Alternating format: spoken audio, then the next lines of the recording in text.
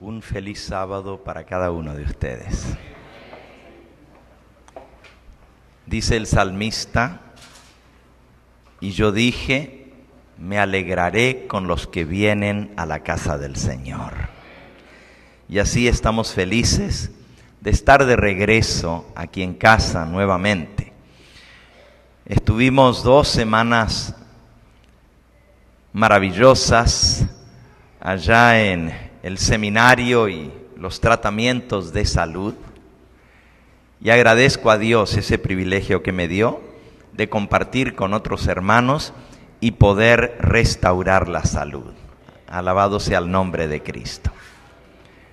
Si me ven un poco más flaco, es cierto. 15 libras menos. Bendito sea el nombre del Señor. Ya tendremos oportunidad de compartir con ustedes algunos de los testimonios maravillosos de lo que Dios hizo, los milagros que vimos en esas 2 semanas. Fue algo realmente maravilloso.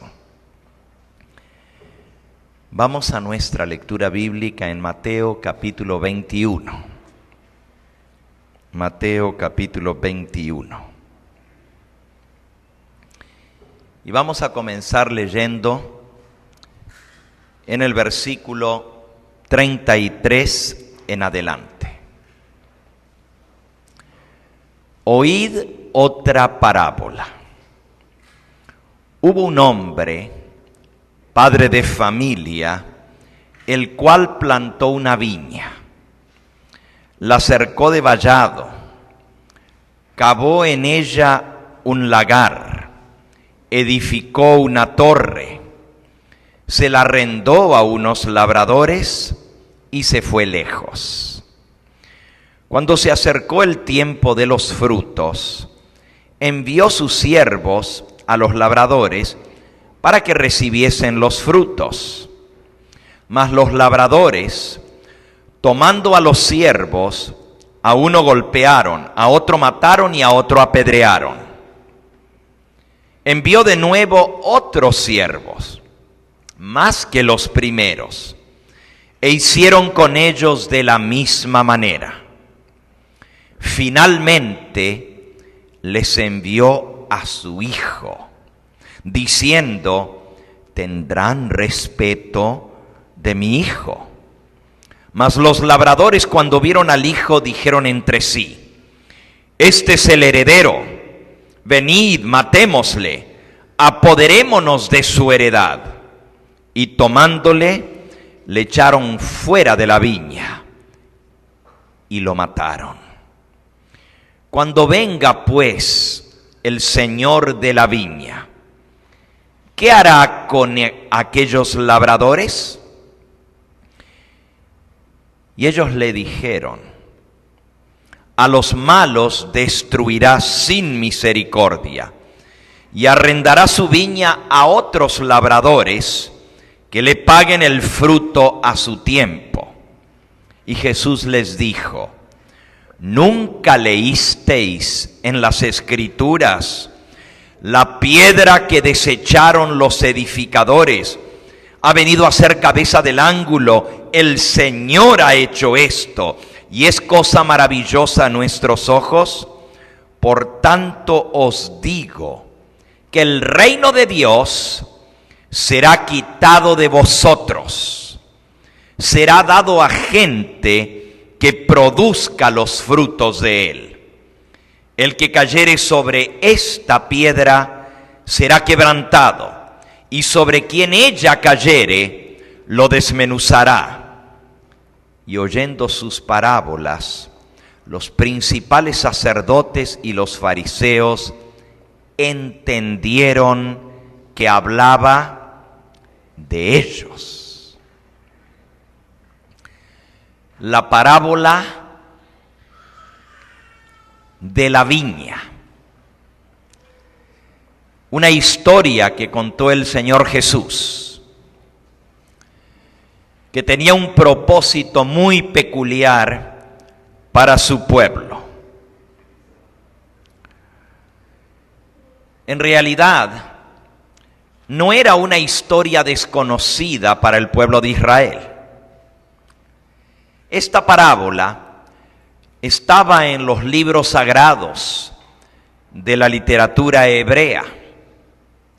El profeta Isaías había escrito esta parábola y era muy conocida para el pueblo de Israel. Podemos buscar en el libro de Isaías, en el capítulo 5, y vamos a encontrar la misma historia que cuenta el Señor. Por supuesto, Él aumentó la historia, la parábola, le agregó algunos otros elementos que tenían que ver con lo que había sucedido con el pueblo de Israel desde que el profeta Isaías registró esta historia la primera vez. Isaías capítulo 5 se titula Parábola de la viña y dice así: ahora cantaré por mi amado el cantar de mi amado a su viña. Tenía mi amado una viña en una ladera fértil. La había cercado y despedregado, y le había plantado vides escogidas. Había edificado en medio de ella una torre, había hecho también en ella un lagar, y esperaba que diese uvas, pero dio uvas silvestres. Ahora pues, vecinos de Jerusalén y varones de Judá, juzgad ahora entre mí y mi viña. ¿Qué más se podía hacer a mi viña que yo no haya hecho en ella? ¿Cómo esperando yo que diese uvas, ha dado uvas silvestres o uvas amargas? Os mostraré pues ahora lo que haré yo a mi viña. Le quitaré su vallado y será consumida. Aportillaré su cerca y será hollada. Haré que quede desierta, no será podada ni cavada, y crecerán el cardo y los espinos, y aún a las nubes mandaré que no derramen lluvia sobre ella. Y entonces la aplicación de la parábola, dice el versículo 7, ciertamente la viña de Jehová de los ejércitos, es la casa de Israel, y los hombres de Judá planta deliciosa suya. Esperaba juicio, y he aquí vileza. Esperaba justicia, y he aquí clamor. Esta parábola de la viña, como hemos visto, se aplicaba a la nación judía. El labrador es Dios. Escoge una parcela de terreno en una ladera, la cerca, la limpia, la trabaja, le quita las piedras, ablanda la tierra y dice que escoge uvas escogidas, vides selectas de lo mejor, y espera recibir buen fruto. Espera que ese terreno, superior con respecto al desierto inculto, le honre mostrando el resultado de su cuidado, los afanes con que cultivó esas vides. Así también Dios escogió al pueblo de Israel. Dios escogió un pueblo entre muchos pueblos y lo colocó en un lugar muy especial, en un lugar seleccionado directamente por Dios, para que fuera educado ese pueblo y fuera enseñado directamente por Cristo. El profeta dice: la viña de Jehová de los ejércitos es la casa de Israel. Dios escoge a esta nación para que lleve fruto. Habían de revelar los principios de su reino, porque ese es el fruto. En medio de un mundo caído e impío, habían de representar el carácter de Dios. Al igual que la viña del Señor, habían de producir un fruto completamente diferente a las naciones paganas que los rodeaban. En esos pueblos, en aquella época, como eran idólatras, como no tenían enseñanza de la palabra de Dios, esas naciones se habían entregado a la idolatría, a la iniquidad, al pecado sin freno. No había ninguna restricción y por eso florecían la violencia, el crimen, la gula, la opresión, las prácticas corruptas.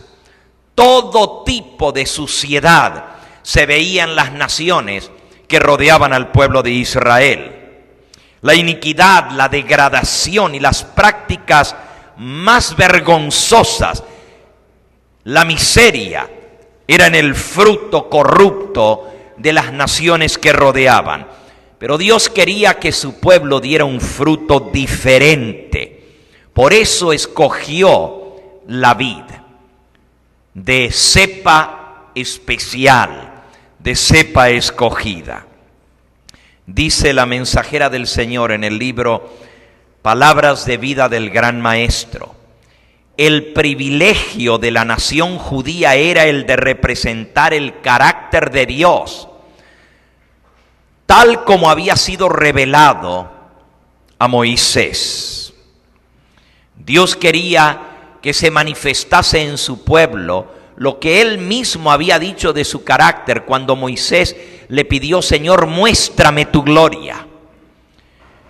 Dice la Escritura que Dios, Éxodo capítulo 33, había pasado delante de Moisés y proclamó: Jehová, Jehová, grande en misericordia, en bondad, en verdad, tardo para la ira y abundante en amor perpetuo, que se deleita en hacer el bien, que se deleita en la misericordia y la justicia. Ese era el carácter de Dios, y ese era el carácter, el fruto que Dios deseaba de su pueblo. En la pureza de sus caracteres, en la santidad de sus vidas, en su misericordia, en su trato justo los unos con los otros, en su amor por la bondad y la compasión para los extranjeros, para los que habitaban a su alrededor. Dios quería mostrar que la ley de Jehová es perfecta, que transforma el alma. Eso era lo que Dios quería manifestar a través de su pueblo. Sigue diciendo: el propósito de Dios era impartir ricas bendiciones a todo el mundo mediante la nación judía. Hay personas que creen y preguntan: bueno, ¿por qué Dios escogió a Abraham y a sus descendientes para ser la nación escogida? Si nosotros leemos en el libro de Génesis, en el capítulo 12, cuando Dios llama a Abraham para formar de él una nación peculiar, una nación especial, Génesis capítulo 12, dice en el versículo 1 y 2, Jehová le había dicho a Abraham: vete de tu tierra y de tu parentela y de la casa de tu padre a la tierra que te mostraré, y haré de ti una nación grande, y te bendeciré, engrandeceré tu nombre, y serás ¿qué? Bendición. No solamente para Abraham y para su familia y sus descendientes, él sería fuente de bendición para todos aquellos que le rodearen. Versículo 3, bendeciré a los que te bendijeren, A los que te maldijeren, maldeciré, y serán benditas en ti todas las familias ¿de qué? De la tierra. El plan de Dios al escoger a Abraham y a su descendencia era mediante esa nación escogida derramar bendición a todas las familias de la tierra. Dios no es un Dios exclusivista. Dios no es un Dios que simplemente escoge a unos y desprecia a otros. Él quería a través del intermedio de Abraham y sus descendientes bendecir a cada familia de la tierra, a todo el mundo. Las naciones de la tierra, al seguir las prácticas corruptas, habían perdido el conocimiento de Dios. Sin embargo, en su misericordia, Dios no las borró de la faz de la tierra, no las rayó de su existencia. Se propuso darles una oportunidad de llegar a conocerlo mediante su pueblo, mediante su iglesia, mediante la nación escogida. Él quería que los principios revelados por medio de ese pueblo escogido fueran los medios de restaurar la imagen moral de Dios en el hombre. Y para cumplir su propósito, Dios llama a Abraham y lo saca de esa nación pagana que era Babilonia. Lo llama a salir de Babilonia. Sal de Ur de los Caldeos, de tu tierra, de tu parentela. Ur de los Caldeos era un centro de adoración idólatra. La ciudad capital de Babilonia era la que llevaba el mismo nombre, Babilonia, y era el centro de adoración al dios Sol.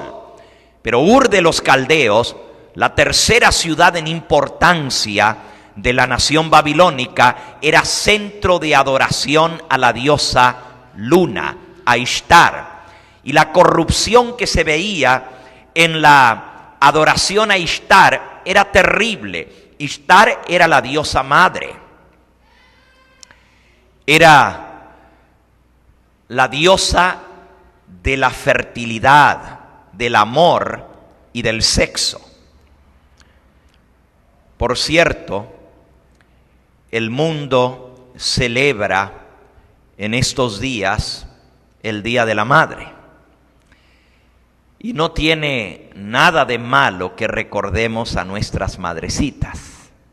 Al contrario, no debiera haber un día para las madres, sino que todos los días debieran ser el Día de la Madre, en nuestro trato para con ellas.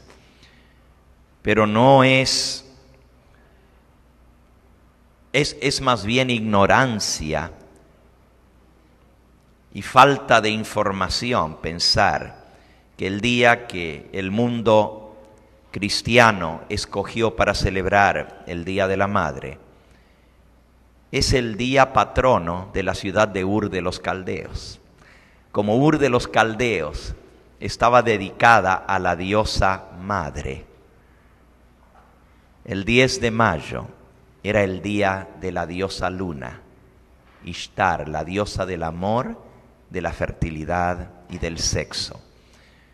Y de allí se pasó al mundo cristiano a través del paganismo romano y llegó a ser el Día de la Madre. Por eso nosotros no lo celebramos en este día, pero no quiero que ustedes olviden de hacer cada día un día especial para sus madres, de recordarlas, de honrarlas, de mostrarles que realmente somos hijos amantes en la manera como las tratamos y como las recordamos. Pero volviendo a nuestra historia, Dios llama a Abraham a salir de ese centro de corrupción, Ur de los Caldeos, y él escoge la tierra. Dice, te llevaré a la tierra que yo te mostraré. Y no voy a entrar a mencionar las ventajas de lo que es el lugar que Dios escogió, pero se conoce en la historia antigua como el ombligo del mundo. El mundo de aquel entonces no incluía América porque aún no se había descubierto, Los países o los continentes en los cuales giraba la historia de aquella época eran los países en torno al mar Mediterráneo: Europa, Asia y África. Esos eran los continentes, y en el centro mismo, por donde cruzan todos los caminos que van a Europa, los caminos que van a África, los caminos que van a Asia, y las grandes civilizaciones de la antigüedad, todas tenían para comunicarse que pasar por Israel. Israel es una franja delgada de tierra. El lugar más ancho tiene 130 kilómetros de ancho, y en la parte norte solamente tiene 60 kilómetros. No es muy grande, pero se lo conoce como el ombligo del mundo, porque obligadamente todas las naciones tenían que pasar por Israel para dirigirse de una civilización a otra. Las grandes civilizaciones de la antigüedad eran los egipcios, los babilonios, los medos y persas, los asirios, los griegos y los romanos. Eso lo recordamos de historia universal, ¿verdad? Las grandes civilizaciones de aquella época. Y todas esas grandes civilizaciones, esos grandes imperios, obligadamente tenían su cruce por Israel. Ese era, como así decirlo, el centro del mundo conocido de aquel entonces. ¿Cuál era el propósito de Dios al colocarlos en ese lugar? Dice: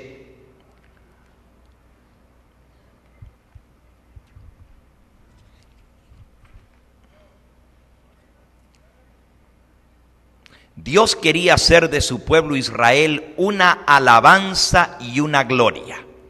Les dio a ellos toda ventaja espiritual. Dios no les negó nada favorable a la formación del carácter que había de hacerlos sus representantes. Su obediencia a la ley de Dios había de hacerlos maravillas de prosperidad delante de todas las naciones y civilizaciones del mundo. El que podía darles sabiduría y habilidad en todo artificio continuaría siendo su maestro y los ennoblecería y elevaría mediante la obediencia a sus leyes. Por cierto, en cada cosa que Dios ha hecho en la historia, su propósito ha sido atraer a todas las familias de la tierra. Por ejemplo, Dios escoge a Abraham,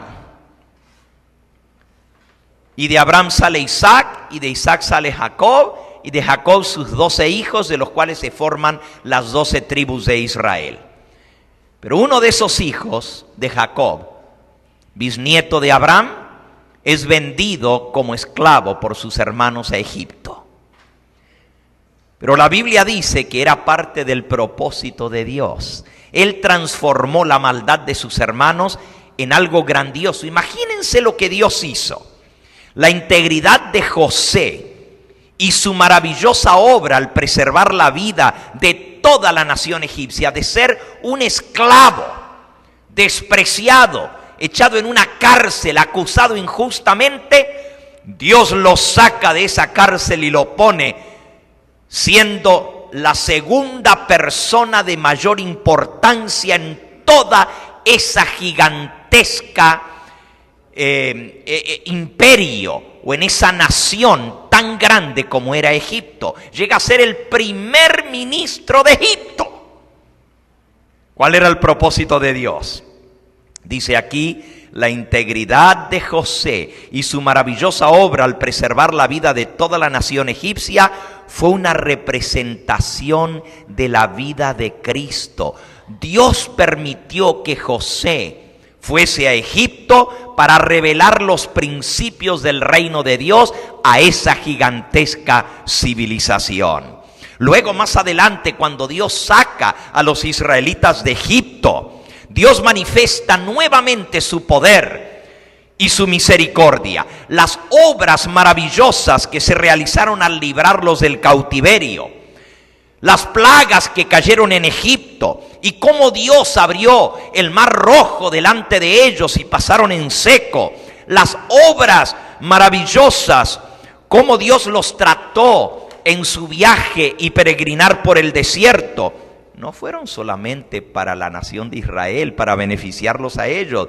Dice aquí, habían de ser una lección objetiva para todas las naciones circunvecinas. No crean que eso pasó desapercibido. La noticia corrió por todas las naciones de que Israel tenía un Dios grande, poderoso, que hacía maravilla. Y eso era lo que Dios quería, que todas las familias de la tierra llegasen a ser benditas a través de su pueblo.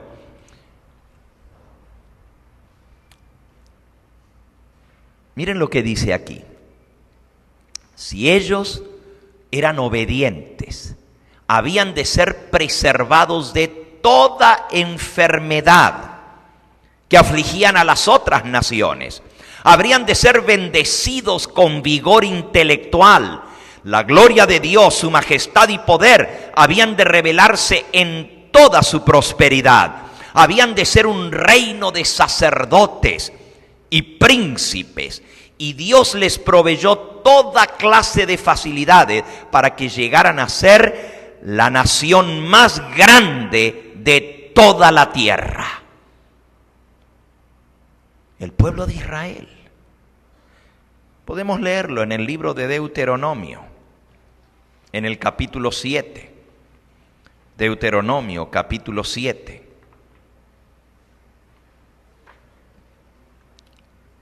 Dice así, versículo 6, porque tú eres un pueblo santo para Jehová tu Dios. Jehová tu Dios te ha escogido para hacerle un pueblo especial, más que todos los pueblos que están sobre la tierra. No por ser vosotros más que todos los pueblos, os ha querido Jehová y os ha escogido, pues vosotros erais el más insignificante de todos los pueblos, sino por cuanto Jehová os amó y quiso guardar, que juró a sus padres.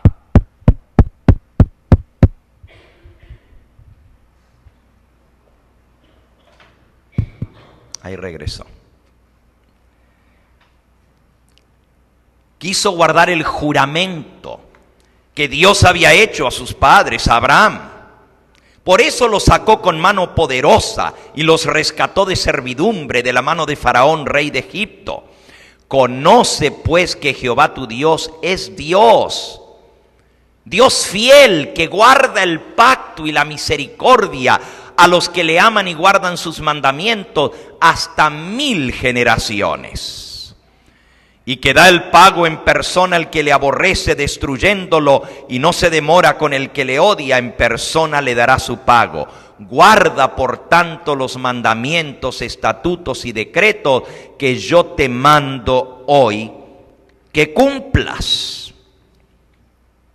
Y luego nuevamente,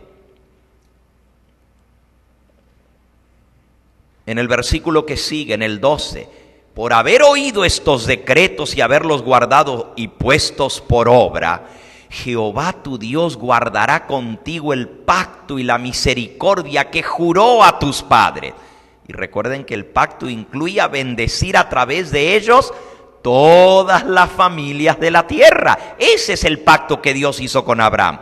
Dice, porque oyes mis decretos y guardas y pones por obra, Jehová guardará contigo el pacto y la misericordia que juró a tus padres. Él te amará, versículo 13, te bendecirá, te multiplicará, bendecirá el fruto de tu vientre y el fruto de tu tierra, tu grano, tu mosto, tu aceite, la cría de tus vacas y los rebaños de tus ovejas, en la tierra que juró a tus padres que le daría. Bendito serás más que todos los pueblos. No habrá en ti varón ni hembra estéril, ni tampoco en tus ganados.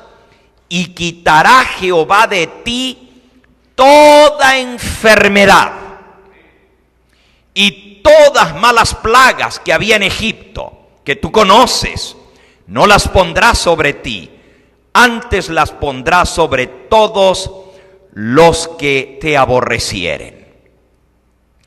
Noten la promesa de Dios. Si tú eres fiel, si guardas mis mandamientos, mis decretos, mis estatutos, si eres fiel al pacto de Jehová, yo seré fiel contigo, te bendeciré, todo lo que hagas será bendición. Bendeciré el trabajo de tus manos, bendeciré a tus hijos, el fruto de tu vientre, bendeciré lo que siembras, el grano, las frutas, la cría de tus vacas, sus ovejas. Bendito serás más que todos los pueblos sobre la tierra. Y todavía Dios promete: y quitaré de ti toda enfermedad. Ahora, hermanos, esto es algo tremendo.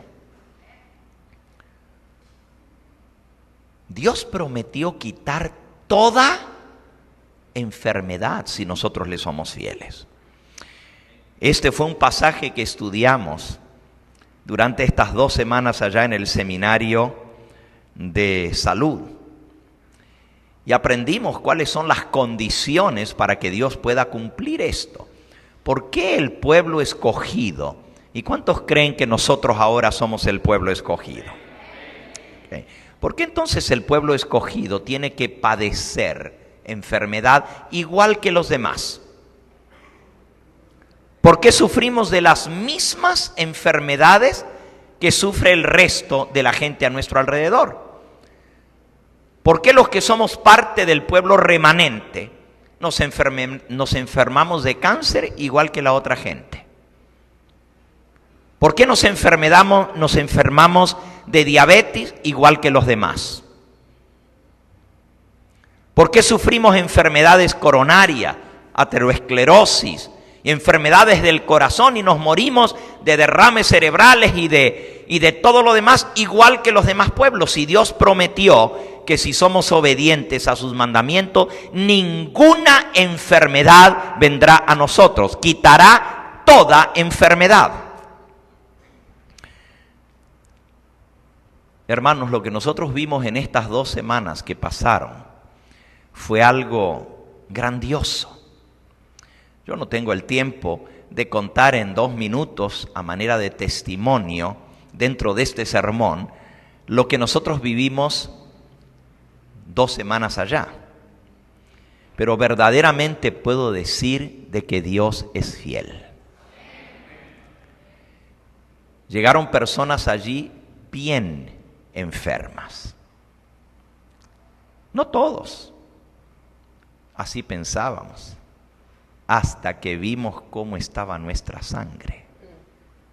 Y ahí nos dimos cuenta que en realidad el que parecía más sano era el que estaba más enfermo. Sí, en realidad tuvimos un raro privilegio, cosa que la gente en general no tiene esa oportunidad. Normalmente son los médicos, los laboratoristas, los que estudian la sangre y ven, pero nosotros pudimos ver nuestra sangre en vivo. Las células vivas que llevan la vida a todo nuestro organismo, que son los glóbulos rojos. Y el ejército de defensa, que son los glóbulos blancos. Y pudimos observar. Es impresionante lo que allí vimos. No solamente podemos ver allí en nuestra sangre todas las enfermedades, ahí salen. En la deformidad de los glóbulos que llevan la vida.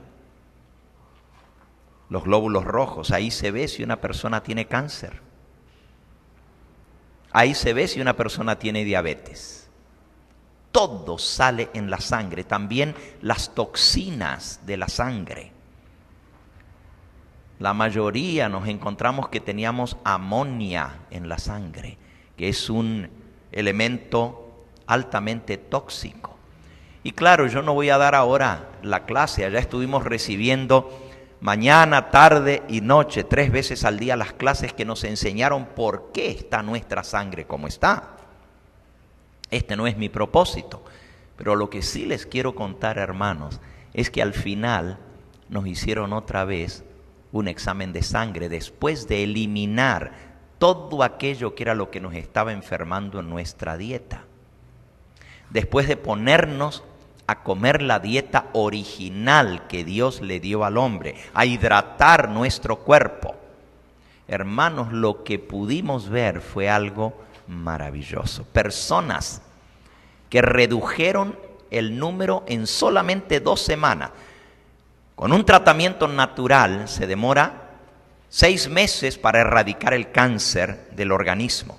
Pero en solo 2 semanas, personas que venían con cáncer al pulmón, con cáncer regado en todo el cuerpo, en solo 2 semanas tenían la mitad de células cancerosas que habían tenido al examen inicial.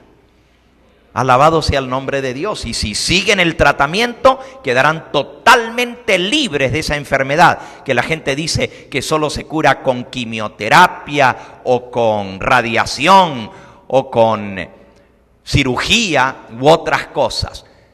Limpiando nuestro sistema, todo es erradicado, hermano. Allí, y ustedes van a ver los testimonios filmados de la gente, hermanos. El sábado pasado, a esta hora, estábamos escuchando los testimonios de la gente. Y aquí hay personas que no me dejan mentir. Una hermana se paró el sábado pasado allí y dijo, yo tengo, no recuerdo ahora los años, pero creo que dijo 16 años de estar tomando insulina. Me inyectaba 5 veces la insulina al día. Y hasta dijo, traje el montón de jeringas, porque 5 jeringas diarias que me tengo que estar colocando por la insulina. Y hermanos, dejó toda la insulina. Alabado sea el nombre del Señor. La enfermedad huyó, no usó nada de sus pastillas. Incluso una hermanita, yo no sé si ella está aquí en este momento, pero ella asiste aquí a esta iglesia. Ustedes conocen a Stephanie, ¿verdad? Stephanie es la hermanita que a veces pasa aquí al frente en los llamados y la traen. Ella tiene diabetes avanzada, 2 años de estar ciega. Allá llegó ciega, hermanos, guiada por los demás. Y no les voy a contar toda su experiencia porque yo quiero que ella relate su testimonio, hermanos. Traía así las bolsas de drogas para el dolor más fuertes que la morfina, más potentes que la morfina. Todo eso se dejó de lado. Al principio fue difícil, porque cuando uno está tomando drogas tan fuertes, pues hay una reacción en el cuerpo cuando uno deja la droga. Y fue terrible. La hermanita que le tocó compañera de cuarto, tuvimos que moverla de cuarto porque no podía dormir, porque la pobre Stephanie los primeros días lloraba toda la noche y pedía que se le diera la droga para el dolor. Pero alabado sea el nombre del Señor, todo eso pasó, hermano. 2 semanas completas sin probar una sola pastilla. ¿Y saben cuál fue la maravilla? Un día estaba yo arriba del balcón del hotel y estoy mirando hacia abajo y alguien me chifla. Y yo miro para allá y era uno de los jóvenes médicos misioneros. Pastor, pastor, me llama desde abajo. Y yo miro y lo que miré no lo podía creer. Allá abajo, lejos, estaba Stephanie y me estaba saludando con la mano. 2 años de estar ciega y ahora ve. Alabado sea el nombre de Cristo Jesús. Todas estas cosas vimos. Eso era lo que Dios quería hacer con su pueblo escogido. Pero nosotros hemos sido lentos y tardos. Y este testimonio lo va a contar ella. Pero ustedes van a escuchar otros testimonios maravillosos, hermanos. Uno tras otro. Dios quería hacer esto con el pueblo de Israel. ¿Ustedes creen que Dios es mentiroso? ¿Dios miente? Y si Dios dice, quitará Jehová tu Dios de ti toda enfermedad, entonces, ¿lo puede hacer Dios o no? ¿Y cómo dicen los médicos que hay enfermedades que no se curan? La diabetes dicen que no tiene cura, que simplemente se puede controlar la diabetes, pero no se puede curar. Una cantidad de personas diabéticas que salieron sin insulina, completamente restauradas para la gloria de Dios. Bueno, estamos hablando ahora de la nación judía, porque esta parábola tiene una aplicación para la nación judía, pero también tiene una aplicación para nosotros. Déjenme continuar un poquito más. El plan de Dios. Miren cuál era la condición para la prosperidad, para que Dios bendijera todo lo que ellos hacían. La condición para la prosperidad era obedecer y poner por obra, dice, guardar y poner por obra todos los decretos y mandamientos que Dios nos ha dado. Dice la mensajera del Señor, si ellos guardaban sus mandamientos, Dios prometía darles el mejor trigo, sacarles miel de la roca. Habría de satisfacerlos con una larga vida y mostrarles su salvación. Ese era el plan de Dios. Sigue diciendo, miren cuál plan maravilloso tenía Dios con la nación judía. Si el pueblo seguía la instrucción que Dios le daba, la tierra de Israel habría de ser restaurada a la fertilidad y belleza del Edén. ¿Cómo? A la fertilidad y belleza del jardín del Edén. Y Dios mismo le dio las instrucciones en cuanto a la forma de cultivar el suelo. Y ellos habrían de cooperar con Dios en su restauración. Yo quiero decirles algo, hermanos. Yo he estado muchas veces en Israel. Y una de las cosas que más me sorprendió a mí en Israel fue ver la abundancia de fruta y la abundancia de vegetales. Yo nunca había visto algo así. Miren que yo viajo por todas partes del mundo. Casi no hay país que no me ha tocado ir a predicar. Pero en Israel me impresionó. Fui al mercado porque no podía creer que realmente esas frutas y esos vegetales se produjeran así. ¿Ustedes saben lo que es, hermano? Un solo tomate de 3 libras, de 1,5 kilos, un tomate, con 2 zanahorias, le hacen 1 kilo, con 2 zanahorias. Y no se crean que es a puro químico. Es siguiendo el método que Dios dejó para cultivar la tierra. Hermano, los repollos, y no estoy exagerando, vayan al mercado en Tel Aviv y van a ver los repollos que se producen allí. No los puede abrazar usted con los 2 brazos. No puede cerrar los brazos de tan grande que son los repollos. Ustedes lo saben. ¿Se acuerdan de las uvas? ¿Cómo los espías tuvieron que traer las uvas? Un solo racimo cargándolo al hombro entre 2. Hermanos, allá en Israel, las uvas, cada uva es del tamaño de una ciruela. Usted se come 10 uvitas y ya, no quiere más. ¿Qué racimo? El racimo es para toda una familia. Así de abundante es esa tierra.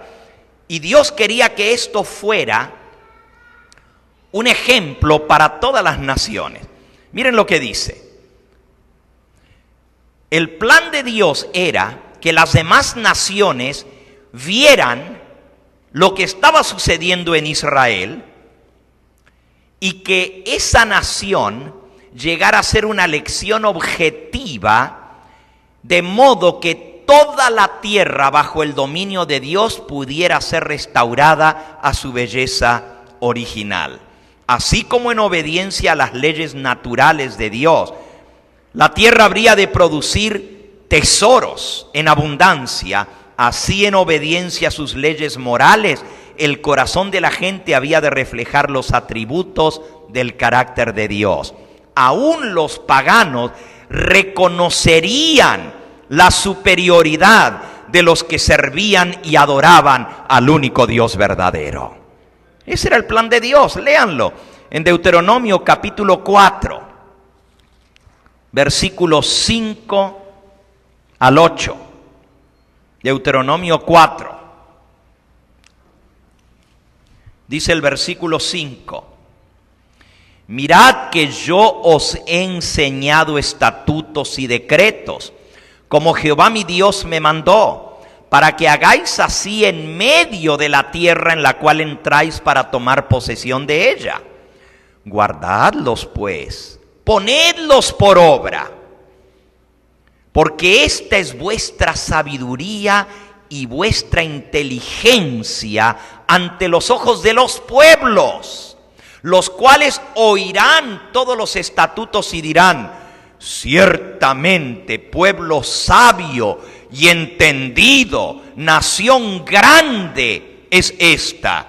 Porque ¿qué nación grande hay que tenga dioses tan cercanos a ellos como lo está Jehová, nuestro Dios, en todo cuanto le pedimos? ¿Y qué nación grande hay que tenga estatutos y juicios justos como es toda esta ley que yo pongo hoy delante de vosotros? Por tanto, guárdate y guarda tu alma con diligencia, para que no te olvides de las cosas que tus ojos han visto, ni se aparten de tu corazón todos los días de tu vida. Antes bien, las enseñarás a tus hijos y a los hijos de tus hijos. El plan de Dios era que el conocimiento del Dios verdadero, de su ley, llegase a ser enseñada de tal manera que los demás pueblos y naciones dijeran: miren este pueblo, qué inteligente que es, qué sabio que es. Miren su tierra, cómo está bendecida. ¿Por qué es?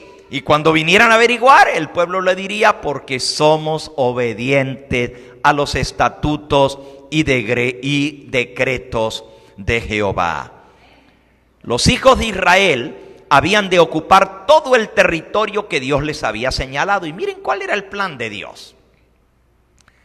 Habían de ser desposeídas las naciones que rechazaban el culto y el servicio al Dios verdadero. Pero el propósito de Dios era que por la revelación de su carácter mediante su pueblo escogido, los hombres fueran atraídos a Él. A todo el mundo se dio la invitación del Evangelio. Por medio de la enseñanza del sistema de sacrificios, Cristo había de ser levantado delante de todas las naciones y habían de vivir todos los que lo miraran a Él. Mirad a mí y sed salvos todos los pueblos de la tierra. Todos los pueblos de la tierra tenían que mirar a Cristo a través del sistema de sacrificios y llegar a vivir. Todos los que, como Rahab la cananea, Ruth la moabita, se volvieran de la idolatría al culto al verdadero Dios, habían de unirse con el pueblo escogido. A medida que fuera aumentando el número de los israelitas, estos habían de ensanchar sus fronteras, ir engrandando su tierra, hasta que el reino de Dios abarcara el mundo entero. ¡Wow! El plan de Dios era que todas las naciones de la tierra fueran benditas en la descendencia de Abraham, tal cual como hizo el pacto al comienzo. Dios desea colocar todas las naciones bajo su gobierno misericordioso. Él deseaba que la tierra se llenara de gozo y de paz. Creó al hombre para su felicidad y anhela llenar el corazón humano con la paz del cielo. Desea que las familias terrenales sean un símbolo de la gran familia celestial. Que las familias que sirven al Dios verdadero muestren la armonía y el gozo que hay en la familia del cielo. Todo esto es lo que podría haber sido. This could have been. Podría haber sido. Pero ¿qué pasó? ¿Qué pasó? leímos la parábola de la viña.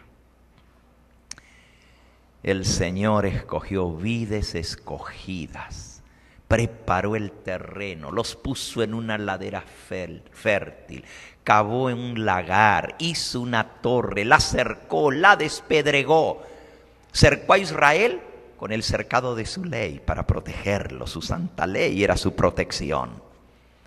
El lagar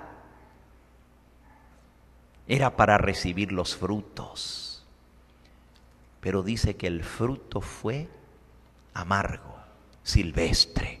Israel no cumplió el propósito de Dios.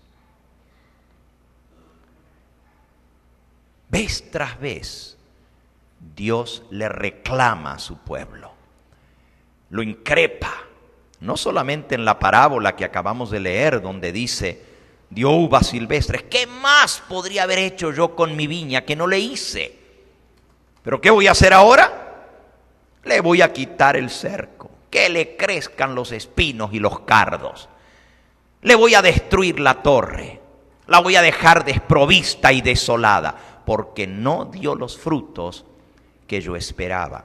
Lo podemos leer también, otros profetas hablaron de la misma manera. Jeremías, capítulo 2 y versículo 21.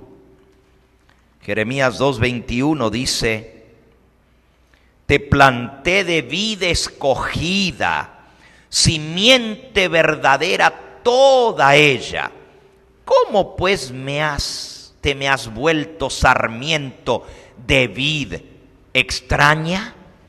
Si te escogí, te puse de vides especiales, escogidas, ¿cómo de pronto tus ramas salieron siendo ramas de uva silvestre? Oseas, capítulo 10 y versículo 1. Oseas 10:1. Otro profeta le reclama a Israel. Israel es una frondosa viña que da abundante fruto. Pero ¿cómo dice? Búsquenla. ¿Qué dice? Da abundante fruto, ¿para qué? Para sí misma. Conforme a la abundancia de tu fruto multiplicó también los altares. Conforme a la bondad de su tierra aumentaron sus ídolos. Tanto que Dios la bendijo, la abundancia de la tierra, en lugar de serle leal a Dios, así abundó en su rebeldía contra Dios, en su adoración a los ídolos falsos. Dios le había dicho también al pueblo de Israel cuál iba a ser el resultado de la infidelidad a Dios. Deuteronomio capítulo 8. Ya leímos en el capítulo 7 las bendiciones de la obediencia. Pero ahora veamos qué iba a pasar si desobedecían. Deuteronomio 8, versículo 11 en adelante, Dios les había advertido qué pasaría si se olvidaban de Dios, si se olvidaban de su ley y de guardar sus mandamientos. Los versículos anteriores hablaban de toda la abundancia. Esto es Deuteronomios 8. Dice el versículo 6, guardarás pues los mandamientos de Jehová tu Dios, andando en sus caminos y temiéndole a él, porque Jehová tu Dios te introduce en la buena tierra, tierra de arroyos, de aguas, de fuentes, de manantiales que brotan en vegas y montes, tierra de trigo, de cebada, de vides, higueras, granados, tierra de olivos, de aceite, de miel, tierra en la cual no comerás el pan con escasez, ni te faltará nada en ella, tierra cuyas piedras son hierro, y de cuyos montes sacarás cobre, y comerás y te saciarás, y bendecirás a Jehová tu Dios por la buena tierra que te habrá dado. Hermanos, no se crean que solamente porque la tierra era bendecida en forma especial.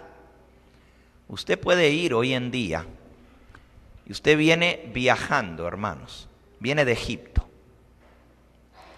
Y de pronto, cuando usted llega a la frontera con Israel, hay un control allí de migración y de aduana. Pero resulta que lo que usted está atravesando es un desierto.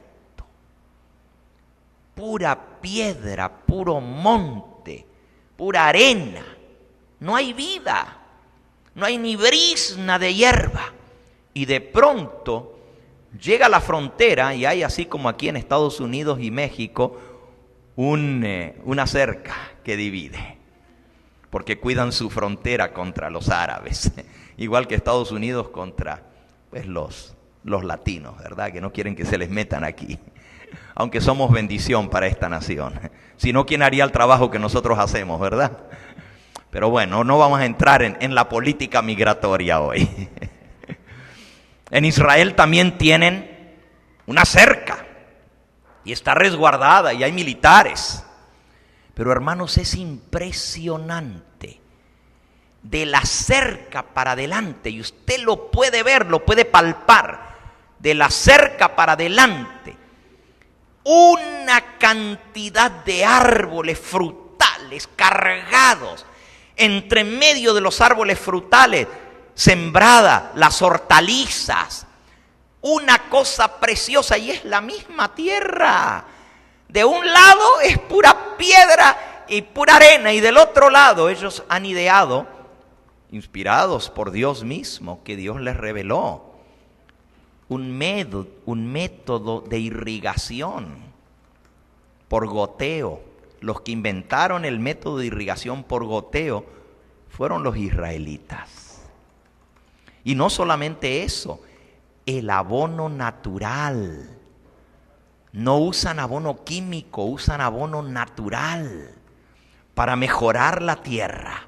Algo interesantísimo.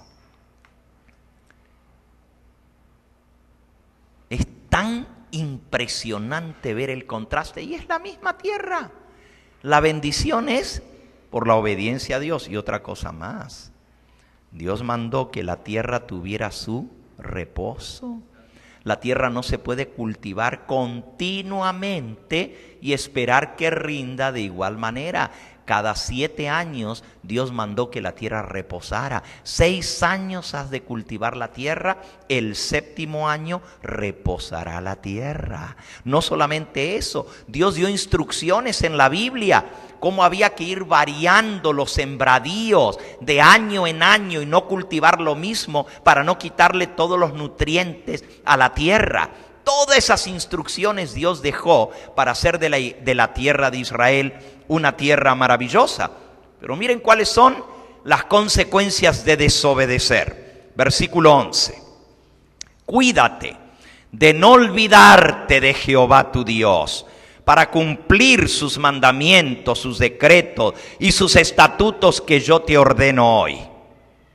No suceda que comas y te sacies, y edifiques buenas casas en que habites, y tus vacas y tus ovejas se aumenten, y la plata y el oro se te multipliquen, y todo lo que tuvieres se aumente, y se enorgullezca tu corazón, y te olvides de Jehová tu Dios, que te sacó de tierra de Egipto, de casa de servidumbre, que te hizo caminar por un desierto grande y espantoso, lleno de serpientes ardientes y de escorpiones y de sed, donde no había agua, y Él te sacó agua de la roca del pedernal, que te sustentó con maná en el desierto, comida que tus padres no habían conocido, afligiéndote y probándote para que a la postre te hiciera bien.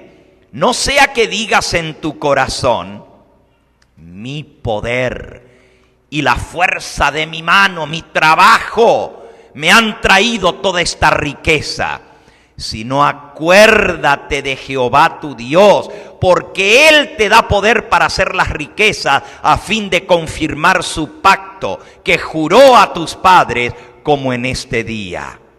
Mas si llegas a olvidarte de Jehová tu Dios, y anduviereis en pos de dioses ajenos, y les sirviereis a ellos y te inclinares, yo lo afirmo hoy contra vosotros, que de cierto pereceréis, como las naciones que Jehová destruirá delante de vosotros, así igualito pereceréis, por cuanto no habréis atendido a la voz de Jehová vuestro Dios. Oh, mis hermanos, para mantener ese privilegio, para mantener esas bendiciones, había que no olvidarse de Jehová nuestro Dios. Había que ser obedientes a sus mandatos, decretos y estatutos para que Dios mantuviera la bendición sobre la nación. Hermano, todo esto es triste reconocer que el pueblo de Israel fue desobediente. Las bendiciones que habían recibido no proporcionaron bendición al mundo. El judío, el israelita, se hizo exclusivista. Cuando vieron todas las bendiciones, dijeron: nosotros, los demás, gentiles, perros, no tienen derecho. Se creyeron superiores a los demás. Todas sus ventajas fueron empleadas para su propia glorificación. Israel es viña frondosa que dio mucho fruto para sí misma. No cumplieron el propósito de Dios de ser una bendición para el resto del mundo, de predicar el evangelio, de enseñarles a los demás. Privaron a Dios del servicio que Él requería de ellos. Robaron a sus prójimos de la dirección religiosa y del ejemplo santo. Despreciaban a los demás porque se creían superiores, porque tenían más ventajas materiales y espirituales que los demás. Llegaron a ser una pared divisoria entre ellos y el resto del mundo. A semejanza de los habitantes del mundo antediluviano, siguieron los pensamientos de su propio corazón irregenerado. Hicieron aparecer las cosas sagradas de Dios como una farsa. ¿Se acuerdan? ¿Qué decían? Templo de Jehová, templo de Jehová. Estaban desobedeciendo a Dios, pero decían: Dios nos va a proteger porque somos templo de Jehová. Dios no va a permitir que su templo sea destruido. Y hermanos, Dios permitió que viniera la destrucción para mostrarle que la garantía no es solamente por ser el pueblo escogido, sino por ser obediente a Jehová nuestro Dios. Los labradores que habían sido encargados de la viña del Señor fueron infieles a la confianza que se depositó en ellos. Los labradores son los sacerdotes, los maestros, los dirigentes de Israel. No fueron instructores fieles del pueblo. No mantuvieron delante de él la bondad y la misericordia. Oh, sí. Multiplicaron los sacrificios de animales, pero Dios dijo: esto no es lo que yo pedí de vuestra mano. ¿Dónde está la bondad? ¿Dónde está la misericordia? ¿Dónde está el carácter que debieran de haber representado? No quiero más sus sacrificios, que son una farsa, una cachetada para mi nombre. No quiero recibirlos más. Isaías habló bien fuerte. Y también Oseas, y también Miqueas, y casi todos los profetas le señalaron al pueblo lo malo que estaban haciendo. Y usted dice: qué terrible Israel. Espérate, porque esto tiene una aplicación para nosotros hoy en día. Y si tú crees que lo que hemos visto es impresionante, espérate a que venga la aplicación de esto para nuestra iglesia, el pueblo escogido moderno. Y no solamente para la iglesia remanente, sino para esta iglesia local.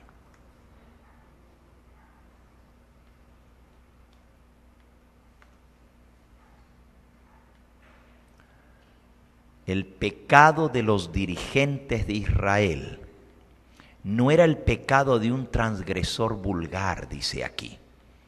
Ellos estaban colocados bajo la más solemne obligación ante Dios. Se habían comprometido a enseñar al pueblo, así dice Jehová, y a manifestar estricta obediencia en la vida práctica. En vez de hacer esto, los sacerdotes, los dirigentes, pervertían las escrituras, colocaban pesadas cargas sobre los hombres, estableciendo ceremonias forzosas en todos los asuntos de la vida. El pueblo vivía en una inquietud continua, pues no podía cumplir con todos los requerimientos impuestos por los rabinos. Cuando vieron la imposibilidad de guardar todos los mandamientos hechos por los hombres, se tornaron descuidados también con respecto a los mandamientos de Dios. Confundieron los mandamientos de Dios, que eran para protegerlos, que eran para amor, con los mandamientos que pusieron los hombres, y descartaron todo.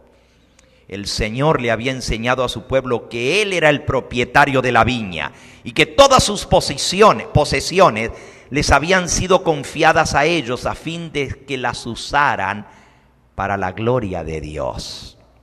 Pero los sacerdotes, los maestros, los rabinos, no realizaban su sagrado oficio como si hubiesen estado manejando propiedad de Dios.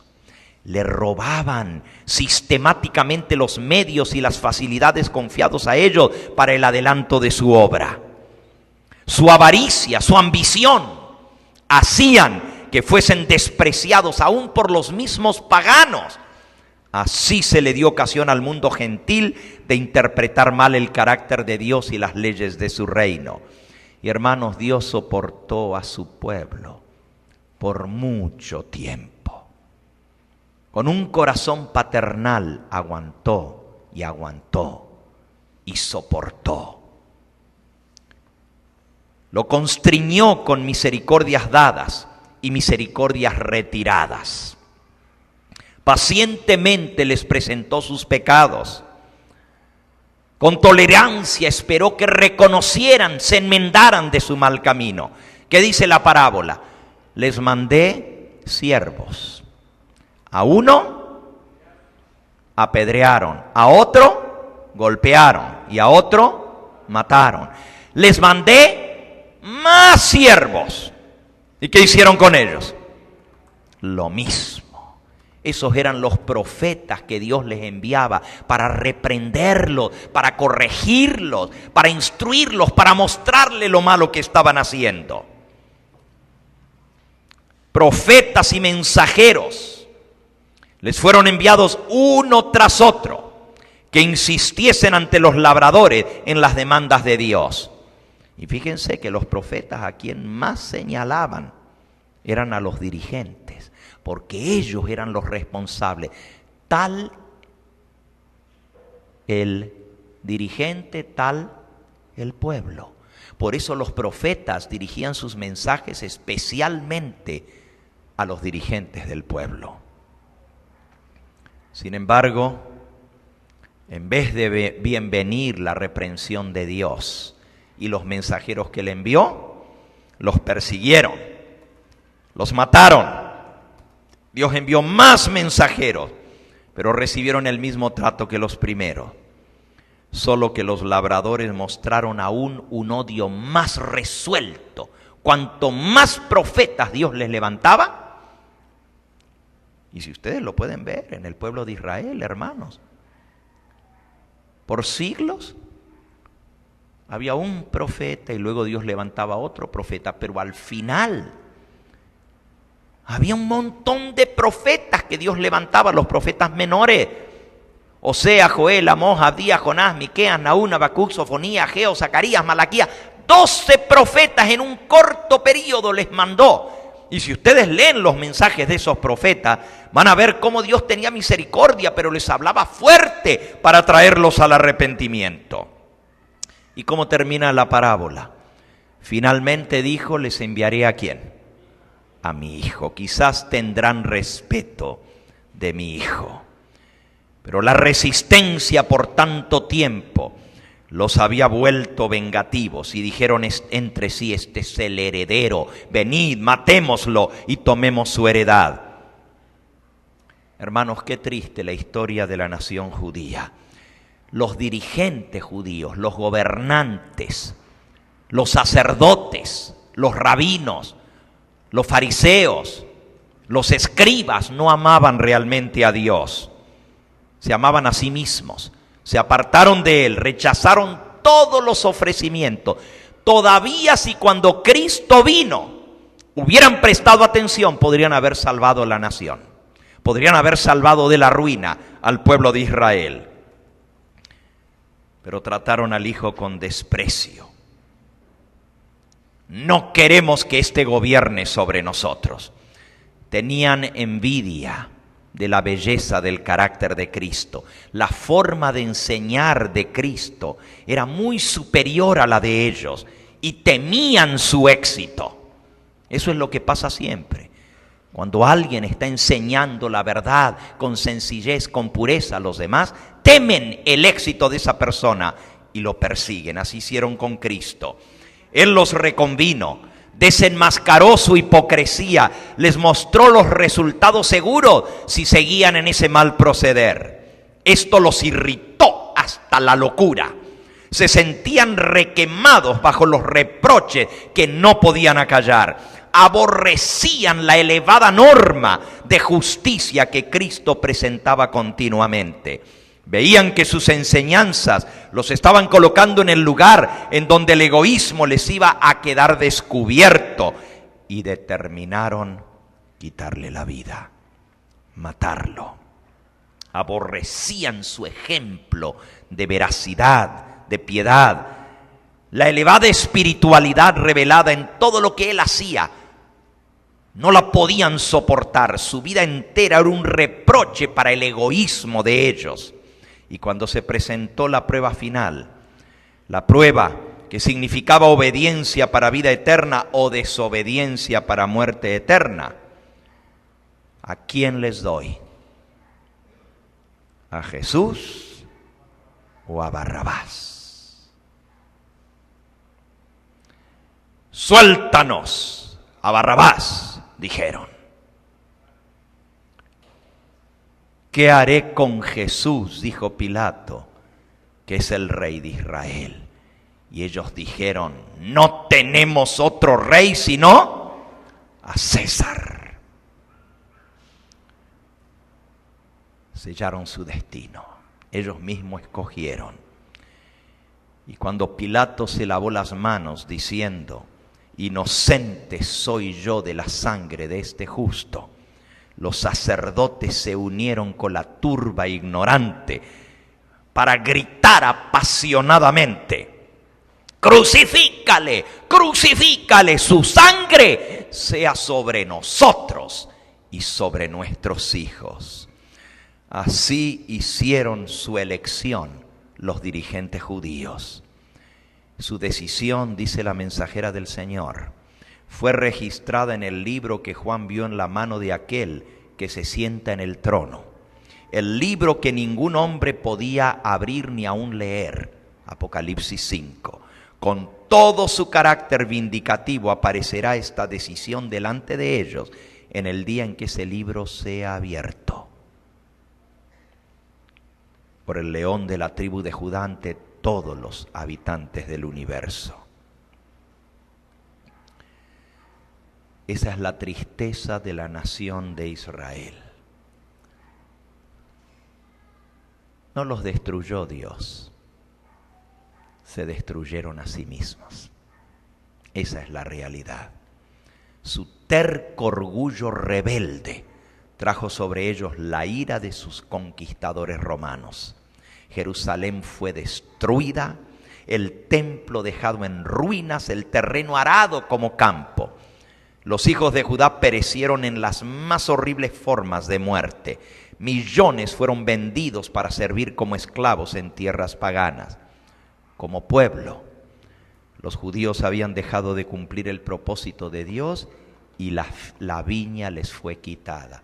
Esa fue la sentencia de la parábola. Mateo capítulo 21 y versículo 43. Por tanto os digo que el reino de Dios será quitado de vosotros y será dado a gente que produzca los frutos de él. El reino de los cielos le sería quitado y dado a otra gente. Y esa otra gente somos nosotros, los gentiles. Pero hermanos, la parábola de la viña no se aplica solo a la nación judía. Escuchen. Página 238 de Palabras de Vida del Gran Maestro. La parábola de la viña se aplica no solo a la nación judía, tiene una aplicación directa para nosotros. La iglesia en esta generación ha sido dotada por los grandes privilegios y bendiciones que Dios le ha dado, y Él espera frutos correspondientes. Hemos sido redimidos mediante un rescate costoso y maravilloso. Solo por la grandeza de este rescate podemos concebir sus resultados. En esta tierra, la tierra cuyo suelo fue humedecido por las lágrimas y la sangre del Hijo de Dios, se han de producir preciosos frutos para el reino de los cielos. En la vida de los hijos de Dios, las verdades de su palabra han de revelar su gloria y su excelencia. Mediante su pueblo que fue comprado con la sangre de Cristo, Dios quiere manifestar ahora su carácter y los principios de su reino. El apóstol Pedro nos lo pone claramente en su epístola. Esto es, en Primera de Pedro, capítulo 2 y versículo 9. Mas vosotros sois linaje escogido, real sacerdocio, nación santa, pueblo adquirido por Dios, para que anunciéis las virtudes de aquel que os llamó de las tinieblas a su luz admirable. Vosotros que en otro tiempo no erais pueblo, pero que ahora sois pueblo de Dios, que en otro tiempo no habíais alcanzado misericordia, pero ahora habéis alcanzado misericordia. Vosotros que no erais pueblo de Dios, pero ahora sois parte del pueblo de Dios. Dios os ha hecho linaje escogido, real sacerdocio, nación santa, pueblo escogido por Dios, dice el versículo 9, adquirido, comprado con la preciosa sangre de Cristo. ¿Para qué? ¿Para qué? El mismo propósito que Dios tenía con Israel y que Israel fracasó miserablemente. Para que anunciéis las virtudes de aquel que os llamó de las tinieblas a su luz admirable. Dios ahora quiere cumplir su propósito con su iglesia.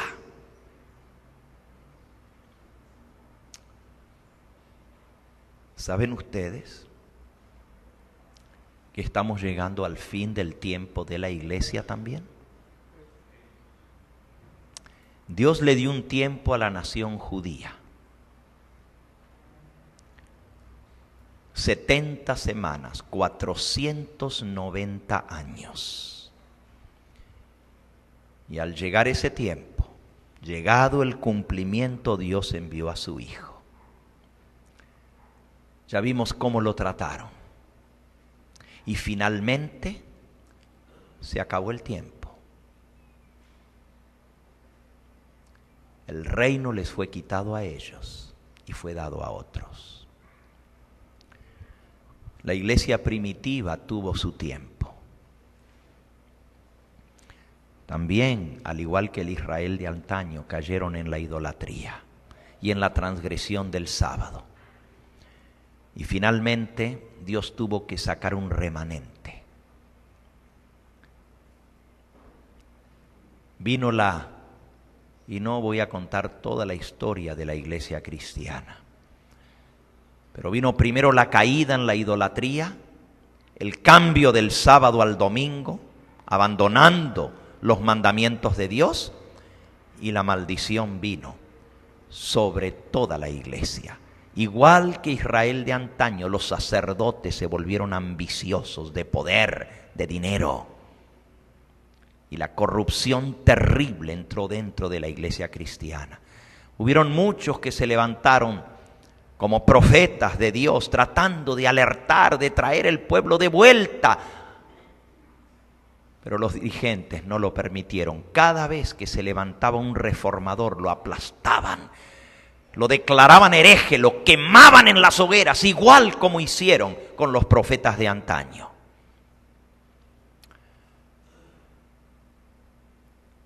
Finalmente, Dios tuvo a bien permitir que saliera un remanente de la iglesia. Y así vino la Reforma protestante. Y estas iglesias reformadas tenían ahora que dar el fruto para el Señor y predicar el Evangelio al mundo entero.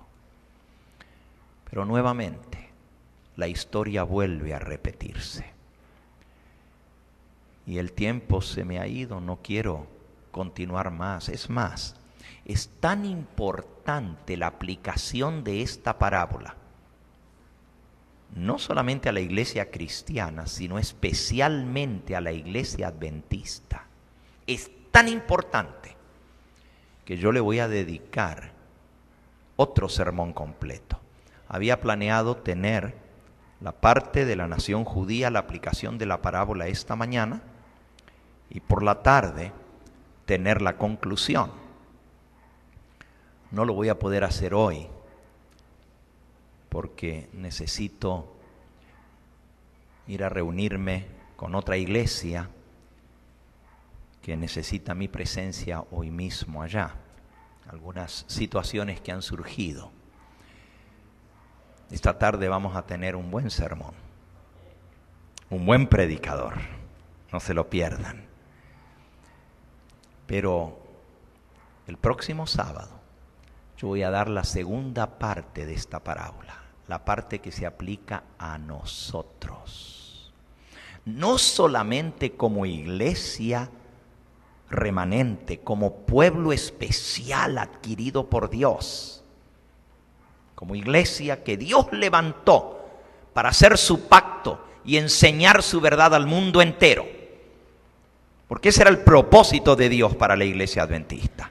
Pero vamos a estudiar qué es lo que está pasando con nuestro pueblo y por qué el fruto que Dios esperaba no se está viendo dentro de nuestras iglesias.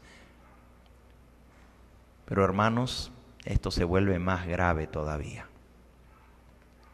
Porque esta parábola tiene una aplicación para nuestra iglesia local, para nuestra propia iglesia. Y esto lo vamos a ver en detalle. La aplicación de la parábola no solo para la iglesia adventista como tal, sino también para nuestra propia iglesia que Dios levantó hace 3 años atrás. Bueno, todavía no están. Sí, ya cumplimos los 3 años. Dios está esperando ver un fruto en nosotros porque hemos tenido más luz, más conocimiento, más privilegios, ¿o no?